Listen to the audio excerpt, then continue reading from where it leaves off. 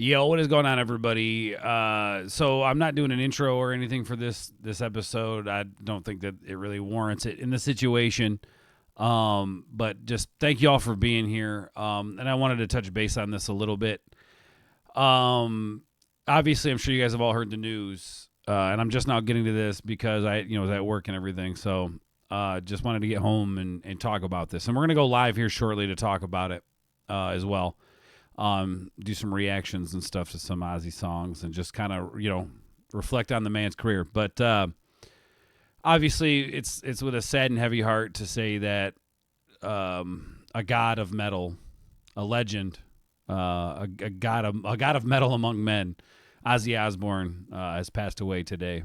And just like the title says, just weeks after his farewell show, his final show with Black Sabbath. And yeah, so without further ado, let's get into it. This one's kind of, first of all, this one's kind of tough for me because Ozzy, I remember being in middle school and a friend of mine introducing me to Ozzy Osbourne. And ever since then, ever since middle school, I'll never forget the first Christmas that I got my first Ozzy CD, Blizzard of Oz.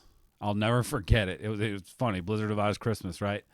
Was at my grandmother's house, and I remember opening it and then just sitting down and reading through it and looking at the booklet, and all I wanted to do was listen to it. And went downstairs to Grandpa's CD player, boombox CD player, threw it in there, and man, I'll never forget that. And it opened up my world to so many more bands. It drew me to Slipknot, which eventually became one of my favorite bands of all time. Linkin Park, Stained. It all starts with Ozzy. It starts with Black Sabbath, that creation of a kid with a PA. So get him in the band, and becomes a metal icon, a rock and roll legend, right? Anyway, do me a favor, guys. Can you put some of your guys' stories, maybe like a memory at Ozfest or something down below, something to do with Ozzy? I wanna read some of the memories down there, man, what you guys have. And I think it's probably the best way that we can continue Ozzy's legacy is just don't let the stories die. I mean, this man lived a very hard life. He been through a lot of health problems throughout his life, and the fact that he did that final show, and it sounds like he really had a great time and whatnot. So here we go. Let's see this one. Let's see a little bit of this.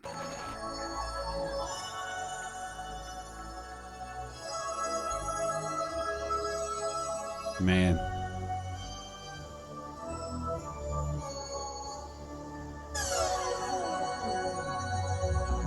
Oh, Mr. Crowley, come on now.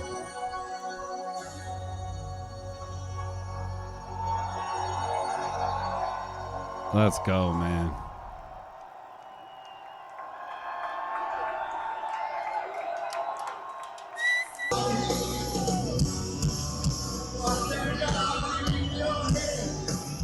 That's what I'm talking about, man. Right there. That right there, man. To hear that.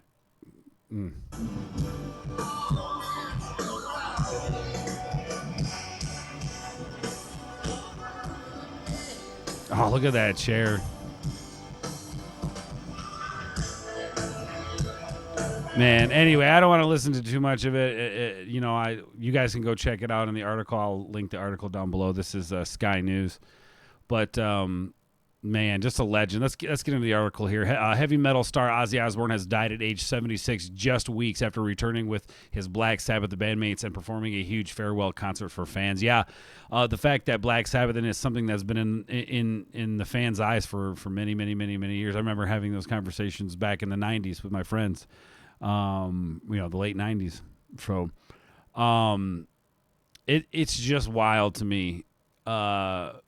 That I got to watch this man's career. I wasn't there from the beginning of it, obviously, but to watch it and then to just see it all go down, man. Ozfest, the bands that came from that. How many people? You can't say that you play metal and you weren't inspired by Ozzy Osbourne or Black Sabbath, In a statement, his family said to quote, "It is with more sadness than mere words can convey that we have to report that our beloved Ozzy Osbourne has passed away this morning. He was with his family and surrounded by love, which is good. It makes me wonder, did Ozzy know that this was coming? Did Ozzy, you know what I mean? Like, obviously the Parkinson's and stuff was a thing, but I don't know. It sucks. As he performed from a throne on stage at Villa Park less than 3 weeks ago, Ozzy Osbourne told 42,000 fans, "You have no idea how I feel. Thank you from the bottom of my heart." I mean, what a way to go out, y'all. What a way to go out. Just like a heavy metal legend should. The Prince of Darkness should go out, right? With a sea of cheering fans, man. And I don't think he would have wanted it any other way. It was a gig put together with performances from some of his favorite acts, including Metallica, Guns N' Roses, From the Stars, Final Bow. Yeah. For the Stars' Final Bow.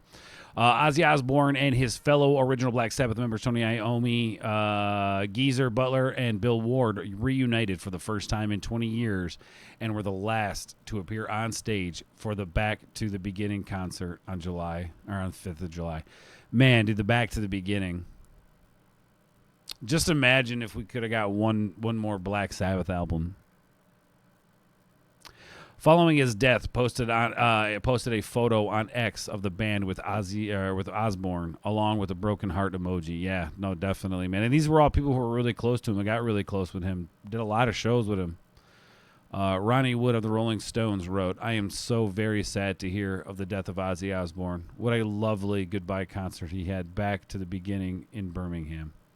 Black Sabbath accounts on X posted a photo of Osbourne from the gig with the caption, "Ozzy Forever." Man, that's got to be hard too, especially getting back with your bandmates. And, they obviously had their issues throughout the years, but to finally find that peace with your bandmates that you started this so long ago, man. And Ollie Campbell, singer with Birmingham band UB40, wrote, "Rest in peace, Ozzy, the Prince of Darkness, a true Birmingham legend, the undisputed king of heavy metal." No, he's not just the king, he's the god. He's a god of heavy metal for sure. You didn't just shape a culture, you defined it. You led from the front and never looked back. My thoughts are with Sharon and the entire Osbourne family during this time. Absolutely, man. Beautifully said. Let's see. Sir Elton John, who doesn't respect Elton John? Sir Elton John described his dear friend as a huge trailblazer who secured his place in the pantheon. Sorry, brain fart. Pantheon of rock gods. He was also one of the funniest people I've ever met. The singer also wrote on Instagram. And that's the thing too. Like, those two probably had a lot in common. They probably shared a lot of good moments together, man. Born John Michael Osbourne on the 3rd of December, 1948 in Aston, Birmingham. He became known as the Godfather. See what I was saying? The Godfather. He's a god of heavy metal. The self-styled Prince of Darkness pioneered the music genre with Black Sabbath before going on to have a huge success in his own right. Absolutely. Huge.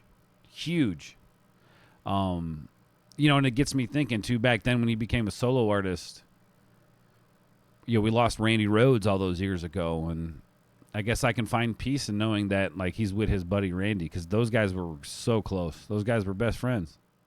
Black Sabbath's debut album in 1970 made the UK top 10 and paved the way for a string of tracks. They went on to become one of the most influential and successful metal bands of all time, selling more than 70 million albums worldwide. The singer also found a different kind of fame thanks to Naughty's MTV reality show, The Osbournes. The Osbournes. I got to be honest, that was something that I wasn't super into. I watched episodes here and there. But I don't know. It just didn't seem right to be in people's business, their family business like that. But that was just me. I had nothing against these guys for doing the show. Let's see, which followed the Birmingham-raised star's somewhat chaotic life in Los Angeles with wife Sharon and two of their children, Kelly and Jack. Yeah, I remember. Yeah, I wanted to know what Kelly and Jack were up to because they were about my age and stuff. So I was curious what's going on. But like I said, I didn't really spend a lot of time watching this show. So he was also known for the famous anecdotes of hell raising during his rock star heyday. Most infamously, the tale of how he ripped the head off the bat and everything. But there wasn't just that. How he pissed on the Alamo. And God, I remember reading a Ozzy Osbourne comic back in the day that was like, it was crazy. Like, told the story of like Crazy Train. He was singing Crazy Train, and then, oh God, I can't remember what the comic was. I just remember reading it. Anyway, yeah, he like pissed on the Alamo, and just Ozzy was a hellraiser, man. Like he said, a hellraiser. That's exactly what it is. The Prince of Darkness, and that's cool that we got those stories that we can. We can still enjoy and still hear and still reflect on. Black Sabbath fired Ozzy Osbourne in 1979 for his legendary excesses like showing up late for rehearsals and missing gigs. I mean, sometimes it happens. You know what? Here's the thing. It had to happen, right? Like, when you look at it, it had to happen. Like, Black Sabbath had to let go of Ozzy so Ozzy would find the drive to create his own thing, right? Sometimes you need a kick in the pants to keep moving, and I think it was the best thing that they could have done. Because look at it now, right? To quote, we knew we didn't really have a choice but to sack him because he was so out of control. But we were all very down about this situation, wrote bassist Geezer Butler in this memoir, Into the Void. Ozzy Osbourne reemerged the next year as a solo artist with his album Blizzard of Oz 1981. He released his second album, Diary of a Madman. Both were hard rock classics that went multi-platinum. Yeah, man. What else can I say? I mean, he dealt with his Parkinson's. Here it says, he had Parkinson's disease and suffered other health problems in recent years, including complications from injuries sustained in the fall. Oh, I remember that. I think that's how they even found out, right? Here we go. After being forced to cancel tour shows, he made a one-off surprise appearance on stage in Birmingham, too close to the Commonwealth Games in 2022. The Villa Park gig was announced earlier this year by Sharon, who said he was determined to give fans the perfect farewell. And you did, brother. You did. During his career, Osbourne was inducted into the UK Hall of Fame and the US Rock Hall of Fame twice, for both which Black Sabbath and being a solo artist. He's got the star on the Hollywood Walk of Fame. I mean, gosh, 5 Grammy wins, 12 nominations. I mean, that's a huge deal, man. Osbourne leaves behind his wife Sharon and their children, Amy, Kelly, and Jack, as well his 2 older children, Jessica and Louise, from his first marriage to Thelma Riley, and grandchildren. Man, shout out to them. Thoughts and prayers with their family, and I know this can't be easy. I mean, this was it's Ozzy Osbourne, man. What can I say? And congratulations, to Kelly and Sid. I think it's Sid from Slipknot. Anyway, to their engagement. But anyway, y'all, God rest in peace. Rest in peace, Ozzy Osbourne, the godfather of heavy metal, man. And it was hard to believe that this day would ever come, but obviously it was going to get here eventually. And, man, I'm just so glad we got the music. I'm so glad that he got to perform that last show. Unbelievable. Anyway, y'all, let me know in the comments down below. Like I said, leave some memories down below in the comments. And, with that being said, I love you guys. Just remember, live in every moment and appreciate every moment, because one moment you're here and the next you're not. God bless you guys. I love you, and rest in peace, Ozzy Osbourne.